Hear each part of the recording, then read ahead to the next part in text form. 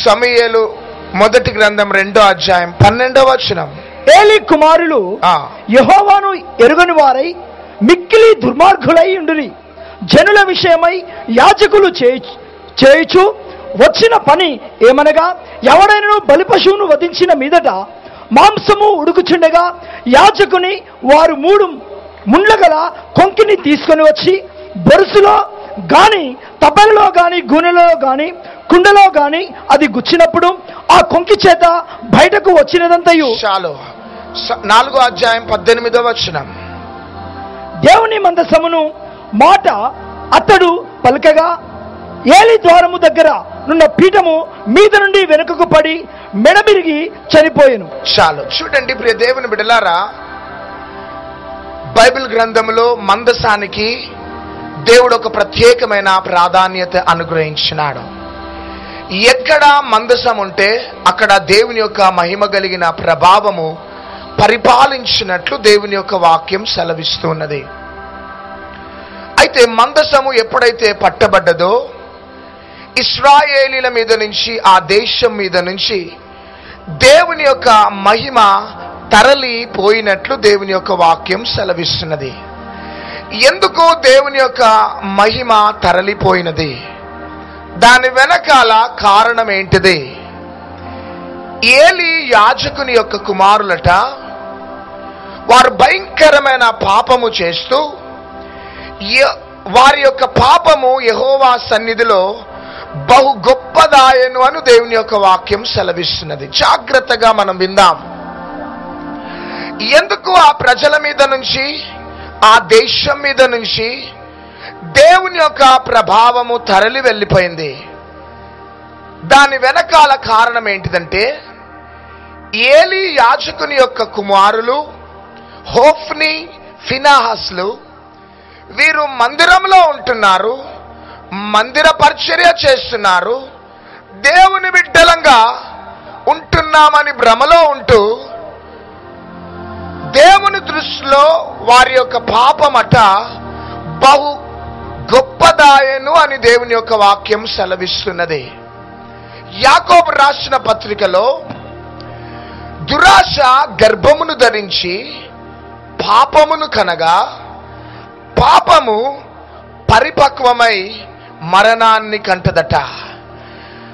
దురాశకి ఒక కుమారుడు పుట్టినాడు. ఆ కుమారుని పేరు పాపము. పాపమునకు ఒక కుమారుడు పుట్టినాడు. ఆ కుమారుని పేరు మరణము. మరణం యొక్క తాతగారి పేరు ఏం పేరంటే దురాశ.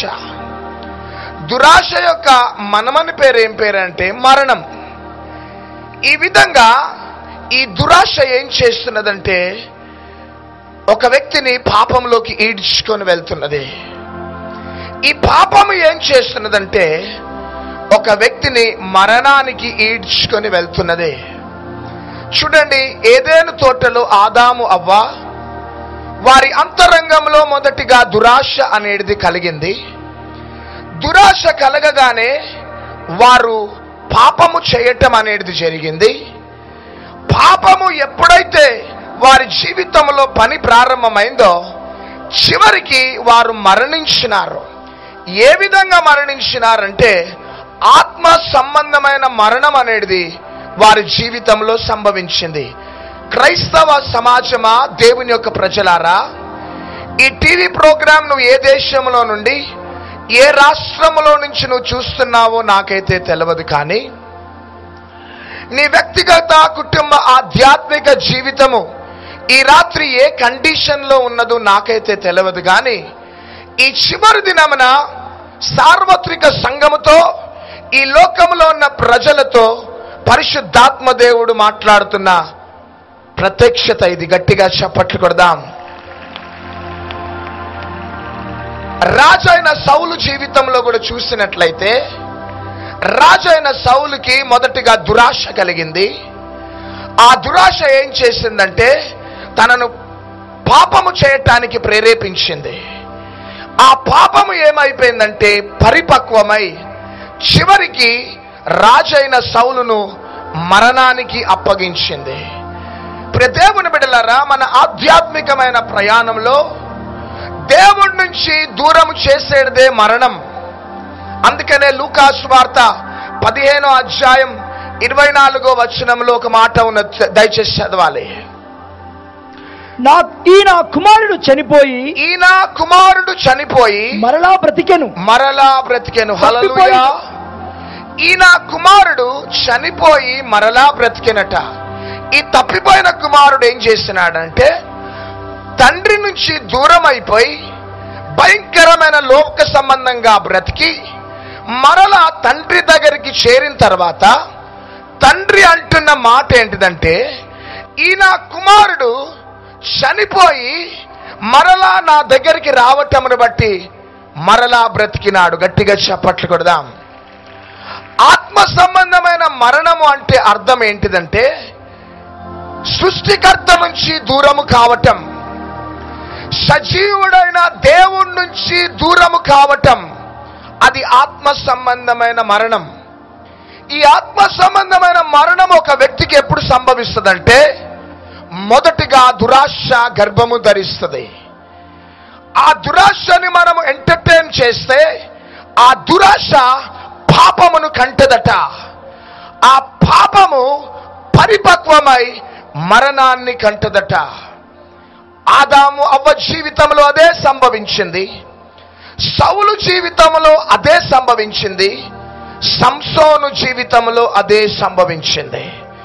నా ప్రియ సహోదరి సహోదరుడా, మీ వ్యక్తిగత ఆధ్యాత్మికమైన ప్రయాణము ఏ విధంగా ఉన్నదో నాకైతే తెలియదు. కానీ చివరి రాత్రి, this is the prophetic message God is giving to each and every individual. ఇది ప్రవచనాత్మక వర్తమానం సార్వత్రిక సంఘానికి. ఒకవేళ నువ్వు దేవుని యొక్క సన్నిధిలో నమ్మకంగా యథార్థంగా ఉంటూ క్రీస్తు రాకడ కోసం సిద్ధపడుతూ ఉన్నట్లయితే దేవునికి మహిమ కలుగును గాక.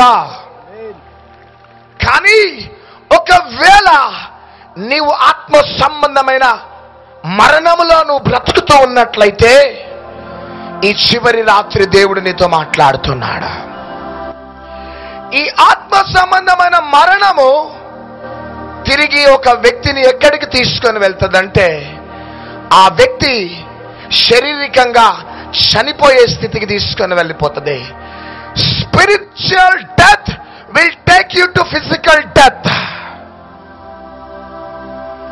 ఆత్మ సంబంధమైన మరణంలో నువ్వు బ్రతుకుతూ ముందుకు సాగితే ఆ ఆత్మ సంబంధమైన మరణము నిన్ను ఈ భూమి మీద ఉండనివ్వకుండా నీ ప్రాణాన్ని తీసేస్తుందంతే. రబా షాందరల రియానా, జాగ్రత్తగా వినాలి. దురాశ గర్భమును ధరించింది, పాపమును కన్నది. పాపము పరిపక్వమై మరణాన్ని కన్నది. ఈ మరణం ఏ మరణం అంటే ఆత్మ సంబంధమైన మరణం. ఒకవేళ ఈ ఆత్మ సంబంధమైన మరణములో బ్రతుకుతూ, గుడ్డితనంలో బ్రతుకుతూ, నేను ఏం చేస్తున్నానో నాకు తెలుసు, నాకు అన్ని వాస్తవాలు తెలుసు, బైబిల్ గ్రంథంలో అన్ని సత్యాలు తెలుసు అని గుడ్డితనంలో ఆత్మ సంబంధమైన మరణంలో ఒకవేళ బ్రతుకుతూ నిర్లక్ష్యంగా ఉంటే ఒక దినమున సడన్ గా ఈ భూమి మీద నుంచి నీ ప్రాణము తొలగిపోతుంది. హోఫ్నీ ఫినెహాస్ జీవితంలో అదే సంభవించింది. హోఫ్నీ ఫినెహాస్ ఏలి కుమారుల యొక్క పాపమట యెహోవా సన్నిధిలో బహు గొప్పదాయను. వారి పాపము పరిపక్వం అయిపోయింది.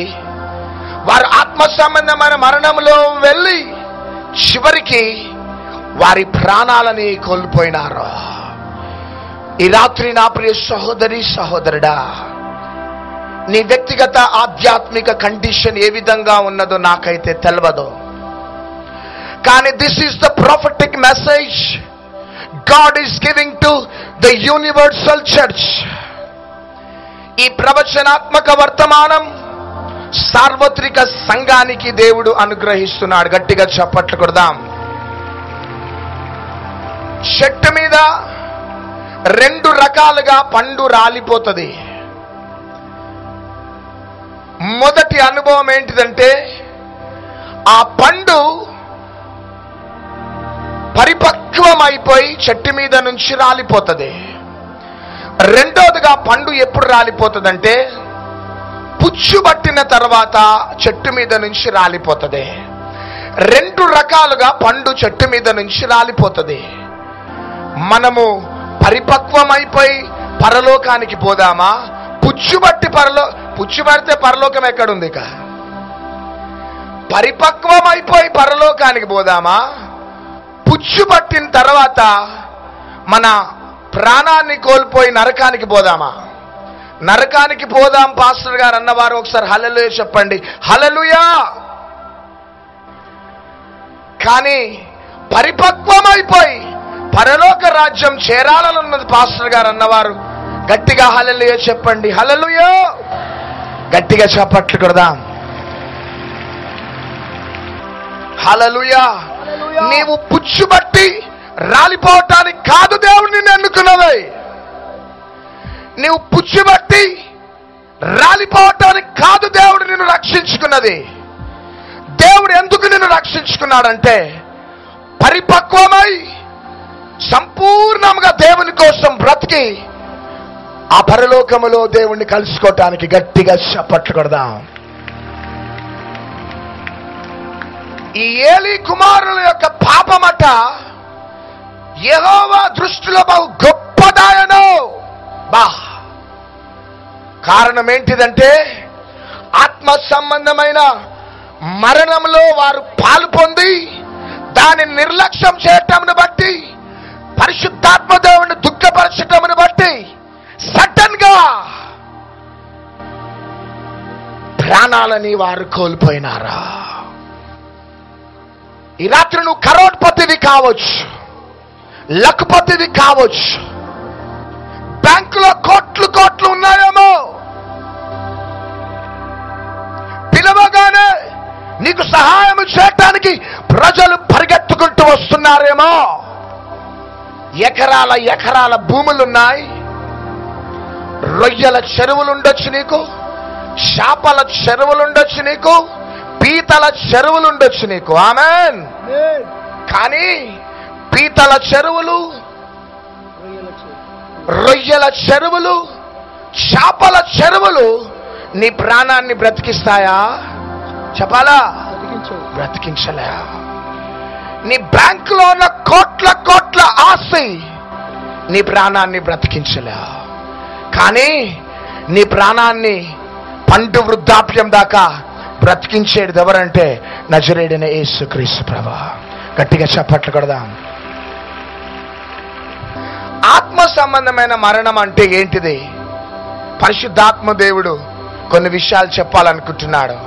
కొలస్సీలకు రాసిన పత్రిక 2వ అధ్యాయం 8వ వచనాన్ని చదవాలా? ఆయనను అనుసరింపక మనుషుల పారంపర్యాచారమును అనగా ఈ లోక సంబంధమైన మూలపాఠములను అనుసరించి మోసకరమైన నిరర్థక తత్వ జ్ఞానము చేత మిమ్మును చెరపట్టుకొని పోవు వాడెవడైనా ఉండునేమో అని జాగ్రత్తగా ఉండుడి. 20వ వచనము 22వ వచనం. మీరు క్రీస్తుతో కూడా లోకం యొక్క మూలపాఠముల విషయమై మృతి పొందిన వారైతే లోకంలో బ్రతుకుచున్నట్టుగా మనుష్యుల ఆజ్ఞలను పద్ధతులను అనుసరించి చేత పట్టుకొనవద్దు, రుచి చూడవద్దు, ముట్టవద్దు అను విధులకు మీరు లోబడనేలా అవన్నీ వాడుకున్న చేత నశించిపోవును. హల్లెలూయా. హల్లెలూయా. ఆత్మ సంబంధమైన మరణం యొక్క అర్థం ఏంటిదంటే, క్రైస్తవుడా క్రీస్తుని అంగీకరించిన తర్వాత మనం నూతన సృష్టి. గట్టిగా చప్పట్లు కొడదాం. మన పాత లైఫ్ స్టైల్, పాత పద్ధతులు, ఆచారాలన్నింటిని కూడా విడిచిపెట్టి క్రీస్తులో వాక్యానుసారంగా నడవటమే క్రీస్తులో ముందుకు సాగటం. కానీ కొంతమంది క్రీస్తుని అంగీకరించిన తర్వాత కూడా ఆత్మ సంబంధమైన మరణంలో బ్రతుకుతూ ఉంటారు. కొంతమందికి ఏంటిదంటే వివాహాలు జరగాలంటే మంచి రోజులు కావాలా, ఏ రోజులు కావాలా? మంచి రోజులు. చెప్పాలా? మంచి రోజులు. నోర్లు తెరవండి, తెరవరు చూడండి. ఇక ఏ రోజులు కావాలా? మంచి రోజులు. మంచి రోజులు కావాలా? ఒకసారి ఒక చర్చి ముందటి నుంచి మేము వెళ్తా ఉన్నాం. చర్చి పక్కన చిలక పంచాంగాలు చెప్పేటోడు కూర్చున్నాడు. ఎవరు? చిలక పంచాంగాలు చెప్పేవారు కూర్చున్నారు, లైన్ గా కూర్చున్నారు. ఆదివారం మధ్యాహ్నం. ఏంది నాయన ఈ చర్చి పక్కన కూర్చున్నారంటే, ఈరోజు మాకు చాలా గిరాకీ ఉంటుంది పాస్టర్ గారు, మా వ్యాపారం ఈరోజు చాలా బాగా జరుగుతుంది. ఎందుకంటే చర్చ్ కంప్లీట్ చేసుకొని డైరెక్ట్ గా ఎక్కడికి వస్తారంటే క్రైస్తవులు చిలక పంచాంగం చెప్పాలి. చిలక పంచాంగం, చిలక పంచాంగం దగ్గరకు వచ్చి పంచాంగాలు చూపెట్టుకుంటారట క్రైస్తవులు. కొంతమందికి వివాహాలు జరగాలంటే మంచి రోజులు కావాలా, కొంతమంది ఇండ్లు కట్టుకోవాలంటే వాస్తు కావాలా. ఆ కిటికీ తీసి ఇక్కడ పెట్టాలి, ఈ తలుపు తీసి అక్కడ పెట్టాలి. ఇవన్నీ కూడా లోక సంబంధమైన ఆచారాలు. ఇవి నువ్వు క్రీస్తులో నువ్వు లేపబడ్డావు అంటే నీవు నూతన సృష్టి. గట్టిగా చప్పట్లు కొడదాం. నీకు అన్ని మంచి రోజులే. దేవుడు సిద్ధపరిచిన రోజులన్నీ మనకు మంచివే. ఆమేన్. చెడ్డ రోజులు లేవు, మంచి రోజులు లేవు. ఒక ప్రాంతంలో ఒక పెద్ద మందిరం ఉండే. ఒక్కసారి వెళ్ళి వర్తమానం ఇచ్చేసి వచ్చేసినాను. రెండోసారి వెళ్ళే లోపల అక్కడ మందిరం లేదు. మొత్తం పాస్టర్ గారు కూలగొట్టేసారు. మొత్తం కూలగొట్టేగానే నేను అడిగినా, పాస్టర్ గారు ఈ మందిరం అంతా ఎందుకు కూలగొట్టిన పాస్టర్ గారు అంటే, ఈ మందిరానికి వాస్తు చక్కగలేదట. ఏం చక్కగలేదు? వాస్తు. చెప్పాలి. వాస్తు. ఈ మందిరానికి వాస్తు చక్కగలేదు, అందుకనే విశ్వాసులు ఎవరు రాట్లేరు పాస్టర్ గారు అన్నాడు. అప్పుడు నేనేమన్నానంటే, మందిరానికి వాస్తు కాదు, నీ వాస్తు చక్కగలేదు. నీవు మోకరించి ప్రార్థన చేస్తే దేవుడు ప్రజలను ఏదో రకంగా పంపిస్తాడు. గట్టిగా చప్పట్లు కొడదాం. నీకు ప్రార్థనా జీవితం లేకుండా ఇంత పెద్ద మందిరాన్ని కూలగొట్టినావు. ఈ తలుపు తీసి అక్కడ పెట్టాలి పాస్టర్ గారు, ఆ కిటికీలు తీసి ఇక్కడ పెట్టాలి పాస్టర్ గారు అంటున్నాడు. ఇప్పటికీ బుక్కులు ప్రింట్ చేయించుకొని డొనేషన్లు అడుగుతున్నాడు. ఇంకా చర్చ్ కంప్లీట్ కాలే. చూడండి, చాలా మంది క్రీస్తుని అంగీకరిస్తారు, దేవుని బిడ్డలుగా ముందుకు సాగిపోతూ ఉంటారు. కానీ వారి పాత పద్ధతులు మాత్రం మర్చిపోరు, వాళ్ళ పాత సిద్ధాంతాలు మర్చిపోరు, వారి పాత ఆచారాలు మర్చిపోరు. ఆత్మ సంబంధమైన మరణం అంటే ఇదే. ఈ ఆత్మ సంబంధమైన మరణానికి ఒకవేళ నువ్వు చేతులు చాపితే ఒక దినమున శరీర సంబంధమైన మరణము సంభవిస్తుంది. హల్లెలూయా, హల్లెలూయా, హల్లెలూయా. నా ప్రియ సహోదరి సహోదరుడా, ఎంతకాలం ఈ విధంగా బ్రతుకుతావు నువ్వు? ఎంతకాలము నీ పాత జీవితానికి నువ్వు గుడ్ బై చెప్పవు? ఎంతకాలము ఆ భయంకరమైన చీకటిలో అంధకారములో బ్రతుకుతావు? ఒకవేళ రోడ్డు మీద వెళ్తా ఉంటే అక్కడ కుంకుమ గాని నిమ్మకాయలు గాని కనబడితే, అమ్మో బాబోయ్, దాటి వెళ్తే ఏమైనా దయ్యాలు పట్టుకుంటే ఏమో అని భయపడతా ఉంటారు. కానీ ఆ కుంకుమ ఆ నిమ్మకాయలు కనబడగానే ఒక నిజమైన క్రైస్తవుడు ఏం చేస్తాడంటే, వెళ్ళి ఆ నిమ్మకాయ తీసుకొని కడుక్కొని ఎండాకాలంలో మంచి లైమ్ జ్యూస్ చేసుకొని తాగుతాడు ఆయన. చప్పట్లు కొడదాం. ఆ కుంకుమలు పెట్టని, నిమ్మకాయలు పెట్టని, గుడ్లు పెట్టని మనం ఎవరమంటే యేసయ్య రక్తంలో కడగబడిన జనాంగం. ఏ శక్తులు మనల్ని ఏం చేయలేము. గట్టిగా చప్పట్లు కొడదాం. చాలా స్థలాలు మేము తిరుగుతూ ఉన్నాం. చాలా స్థలాలలో సార్వత్రిక సంఘంలో లోకం వచ్చేసేసింది. ఉరబాషాందరల రియాల. సార్వత్రిక సంఘములో లోక సంబంధమైన ఆచారాలు వచ్చేసినాయి. ఇదే ఆత్మ సంబంధమైన మరణం. హోఫ్ని ఫినెహాస్ జీవితంలో మొదటిగా ఆత్మ సంబంధమైన మరణం వచ్చింది. చివరికి ఆత్మ సంబంధమైన మరణము వారిని ఎక్కడికి తీసుకొని వెళ్ళిందంటే ప్రాణాలను సైతము నాశనం చేసేసింది. ఒకవేళ ఈ రాత్రి నువ్వు ఎవరివైనా కావచ్చు సహోదరుడా, సహోదరి, దురాశ గర్భమును ధరించి పాపమును కంటదట. పాపము పరిపక్వమై ఆత్మ సంబంధమైన మరణాన్ని కంటదట. ఆత్మ సంబంధమైన మరణము పరిపక్వమై నీ ప్రాణాన్ని తీసుకునే మరణాన్ని కంటదే. ఆ సమయంలో నిన్ను ఆదుకునేవాడు ఎవరు కూడా ఉండరు. నీ ప్రాణాన్ని రక్షించేవాడు ఎవరు కూడా ఉండరు.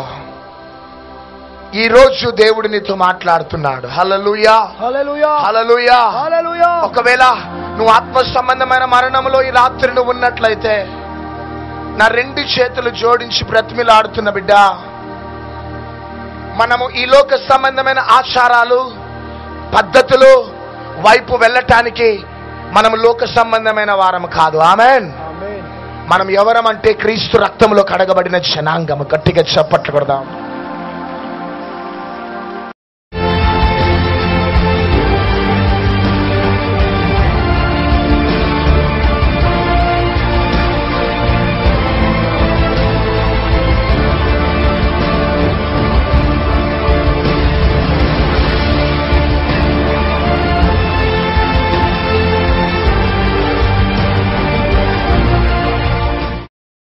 ఏంటంటే రాత్రి ప్రార్థన చేసేటప్పుడు అమ్మగారు చెవుల గురించి, కళ్ళ గురించి, అన్నిటి గురించి, ప్రతి అవయవం గురించి అమ్మగారు ప్రార్థన చేసేటప్పుడు నేను ఆ వైట్ కర్చీఫ్ నా కళ్ళ మీద పెట్టుకున్నాను.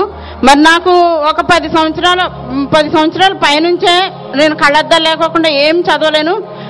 హస్రు దృష్టి అంటారు, అది వచ్చేసింది. చిన్న అక్షరాలు దగ్గర చూడలేను, చదవలేను. అసలు ఏం కనిపించే కాదనమాట. దగ్గర కళ్ళద్దాలు లేకోకుండా కొంచెం దూరంగా ఉన్నాయి కూడా ఏం కనిపించే కాదు. అటువంటిది రాత్రి ప్రార్థన అయిన తర్వాత మరి నేను బైబిల్ కళ్ళద్దాలు లేకోకుండానే బైబిల్ కనపడుతుంది. అయితే నేను అనుకున్నాను లైట్లు బాగా ఎక్కువనే కదా, అందుకనే కనపడుతుంది ఏమో అనుకున్నాను. నేను మళ్ళీ ప్రొద్దుట కూడా నేను టెస్ట్ చేసుకున్నప్పుడు ప్రభు కృప చేత నేను ఏది చూసినా ఇప్పుడు నా ప్రభు నా కళ్ళు తెరిచాడు, నా కళ్ళుని ముట్టి స్వస్థపరిచాడైన దేవునికి స్తోత్రం. దేవునికి నేను ఎంతో రుణస్తురాల్ని. నాకు 10 సంవత్సరాల నుంచి నడుము పోటు, కాలు పోటు, విపరీతమైన బాధలు. వైజాగ్లో చూపించుకున్నానండి. ఎంఆర్ఐ స్కానింగ్ తీసి నడానికి మేజర్ ఆపరేషన్ చేయాలి, లేకపోతే తగ్గదు అని చెప్పారండి. ₹1,00,000 అవుతుందని చెప్పారండి. మళ్ళీ భీమవరంలో 2 సార్లు చూపించుకున్నాను. ఆపరేషన్ చేయించుకున్నా తగ్గుతుందని నమ్మకం లేదమ్మా నీకు అని చెప్పారండి. ఇంక అప్పటి నుంచి మానేసి మందులు వాడుతున్నానండి. రాత్రి పాస్టర్ అమ్మ గారు నడుము మీద చెయ్యేసుకోండి, బాధలు ఉన్నవాళ్ళు, కాళ్ళు మీద బాధలు ఉన్నవాళ్ళు చెయ్యేసుకోండి అన్నారు. ఆ ప్రార్థనలో ఏకీభవించానండి. దేవుడు అద్భుతమైన రీతిలో నన్ను ముట్టి స్వస్థపరిచాడండి. నాకు 10 సంవత్సరాల నుంచి బాధపడుతున్నాను. 2003 నుంచి అండి బాధలు నాకు. దేవుడు రాత్రి ముట్టి స్వస్థపరిచాడండి. ఈ సాక్ష్యం అద్భుతమైన సాక్ష్యము. దేవుడు దీవించును గాక. దేవునికే ఘనత, మహిమ, ప్రభావములు కలుగును. అది దేవునికి మహిమ కలగాలి. దేవుని బిడ్డలారా, తల్లి చెప్తుంది ఆ పెయిన్ సయాటిక్ పెయిన్ అంటారు. డాక్టర్స్ దీనికి సర్జరీ చేయాలి. సర్జరీ చేసినా ఇది ఆపరేషన్ సక్సెస్ అయితే నమ్మకం లేదు. కానీ రాత్రి విశ్వాసంతో మేము ప్రార్థిస్తున్నప్పుడు తను చేయి పెట్టుకుంది, ప్రార్థనలు ఏకీభవించింది. యేసుక్రీస్తు ప్రభు స్వయంగా ఈ తల్లిని స్వస్థపరిచాడు. గట్టిగా చప్పలు కొట్టి ప్రభుని మహిమపరచుదాం. మరి రాత్రి నేను మీటింగ్కి వచ్చాను. మొన్న 2 రోజుల నుండి వస్తున్నానండి. కానీ రాత్రి విశ్వాసంతో కూడి కూర్చున్నానండి. అయితే అయ్యగారు కళ్ళు మూసుకోండి, మీకు గుడ్డితనం వస్తుంది, తర్వాత నేను ప్రార్థన చేస్తే మీరు బాగుపడతారని సెలవిచ్చారు. నేను రాత్రి ప్రార్థనలో కూర్చుండగా నిజంగానే నా కళ్ళు క్లోజ్ అయిపోయినాయండి. మరి 2 మనుషులు తీసుకొచ్చి ఇక్కడ ప్రేయర్ చేస్తే మరి వెంటనే నాకు కళ్ళు వచ్చినాయి. దాంతోపాటు నాకు 25 సంవత్సరాల నుండి పట్టిన దయ్యం విడిచిపెట్టిందండి. ఆ దయ్యం ఏంటండి? త్రాగుడు అనే దయ్యం. భయంకరంగా త్రాగుతానండి నేను. ఉదయం 4 గంటల నుండి రాత్రి 10 గంటల వరకు త్రాగుడేనండి. మొన్న 2 రోజులు మీటింగ్కి వచ్చినప్పుడు కూడా త్రాగుతూ లోపల రాలేక బయట కూర్చున్నానండి.